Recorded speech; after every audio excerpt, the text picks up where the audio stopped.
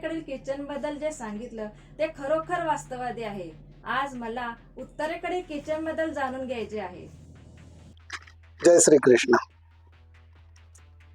आपण माझा दक्षिणेतील किचन हा व्हिडिओ पाहिला त्याबद्दल सगळ्यात पहिल्यांदा तुमचे आणि सर्व पाहणाऱ्यांचे आभार. आपण आपल्या प्रतिक्रिया देत राहा.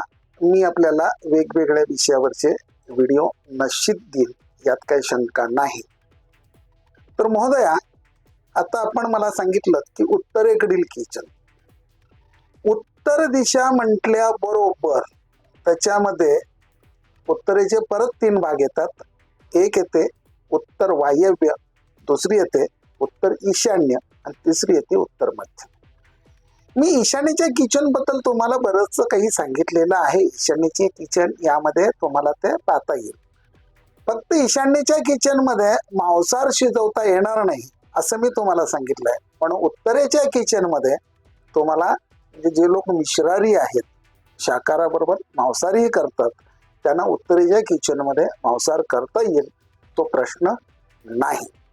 आणि उत्तरभिमुख राहून आपण जेव्हा स्वयंपाक करतो त्यावेळेला निश्चितच ते अन्न व्यक्ती समाधानानं ग्रहण करते आणि त्या अन्नातून मिळणाऱ्या ऊर्जा सुद्धा पॉझिटिव्ह असतात.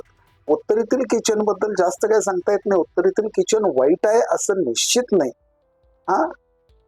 एवढंच सांगू शकेन की उत्तरेतील किचन उत्तम आहे, काय हरकत नाही, ते असावं. माणसाला क्रिएटिव्हिटी वाढते, विचाराला चालना मिळते आणि माणूस सातत्यानं काहीतरी नवनवीन करत राहतो. आणखी काय प्रश्न आहे महोदया? त्याबद्दल मला आणखी काही माहिती सांगाल का? निश्चित महोदया, आपण विचारलं आणि मी तुम्हाला उत्तर देणार नाही असं कधी होईल का? मी पूर्वी व्हिडिओमध्ये दिशांबद्दल सांगितलेलंच आहे, ते तुम्हीही ऐकलं असेलच. पूर्वेला संस्कृतमध्ये प्राची म्हणतात, पश्चिमेला प्रतीची म्हणतात. आणि आपण हिंदू लोक कर्मकांड करत असताना, पूजापाठ करत असताना पूर्वेला तोंड करून बसतो. आणि पूजा झाल्यानंतर आपण गुरुजींना उजव्या हातानं काय देतो माहित आहे का? काय देतो गुरुजींना आपण पूजा झाल्यावर? दक्षिणा देतो. बरोबर? दक्षिणा देतो. मग ती दक्षिणा आपण उजव्या हाताने देतो, तो हात कोणत्या दिशेला येतो? दक्षिणेला येतो ना? करेक्ट, दक्षिणेला येतो हात. म्हणून ती दक्षिणा. आणि पूजा झाल्यानंतर सरते शेवटची क्रिया काय असते? उत्तर पूजा. करेक्ट, उत्तर पूजा. मग उत्तर पूजा म्हणून ती उत्तर. तर दिशा कळल्या तुम्हाला? पूर्व, प्राची म्हणजे पूर्व, प्रतीची म्हणजे पश्चिम. ज्या हाताने दक्षिणा देतो ती दक्षिण, आणि पूजा झाल्यानंतर जी राहते ती उत्तर पूजा म्हणून उत्तर. बरोबर? आता उत्तर दिशा ही प्रगतीची दिशा मानली गेली.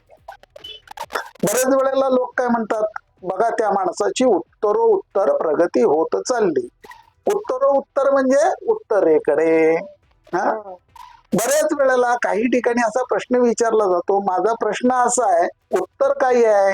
तर उत्तर दिशा आहे. म्हणजे प्रश्नाचं उत्तर देणारी सुद्धा ती उत्तर दिशा आहे. आलं लक्षात? मग उत्तर दिशेचं आणखीन एक महत्वाचं वैशिष्ट्य माग आपण बोललो होतो, तुम्हाला माहित असेल, माहित असू दे किंवा नसू दे, मी पुन्हा एकदा सांगतो तुम्हाला. उत्तर ही लक्ष्मीच्या आगमनाची दिशा आहे. उत्तर मध्यातून लक्ष्मी घरात प्रवेश करते. म्हणूनच उत्तर दिशेला कबाड रचू नये, भंगार रचू नये, ते चुकीचं आहे. बऱ्याच वेळेला लोक सांगतात की दक्षिण हलकी ठेवावी. मी तर असं म्हणतो की पश्चिम आणि दक्षिणेला जड यंत्र, न हलणाऱ्या वस्तू रचाव्यात, आणि पूर्वेला आणि उत्तर भिंतीला लेंटल सुद्धा नको. कारण तुम्हाला माहित आहे का की उत्तरेच्या भिंतीवर जर लेंटल असेल आणि त्याच्यावर अवजड सामान भरलं असेल तर तुमची कर्ज लवकर भेटत नाहीत. का लक्षात आलं का? त्या लेंटलवर आपण जे सामान ठेवतो ते कधीही उपयोगाचं नसलेलं ठेवतो. बरोबर आहे ना मॅडम? हो. मग काय होतं की तो एका प्रकारे कवाडच होतो, किती महत्वाचं असलं तरी. आणि उत्तरेकडनं येणारी लक्ष्मीची दिशा आहे आणि नेहमी ती दिशा स्वच्छ असावी असं म्हणतो. म्हणून उत्तर आणि पूर्व हलकी ठेवायचे. म्हणून उत्तर भिंतीवर आणि पूर्व भिंतीच्या पूर्व भिंतीवर लेंटल करू नये, त्याच्यावर अवजड वस्तू ठेवू नयेत, न उपयोगाच्या वस्तू कधीही ठेवू नयेत. आणि हलक्या जरी वस्तू ठेवल्या तर त्या नित्य वापरात येणाऱ्या असाव्या, त्याच्यावर हात फिरावा. थोडक्यात काय, उत्तर ही प्रगतीची दिशा आहे. उत्तरेचा जर योग्य वापर केला तर आयुष्यातल्या बऱ्याच प्रश्नांची उत्तरं तुम्हाला निश्चित सापडतील.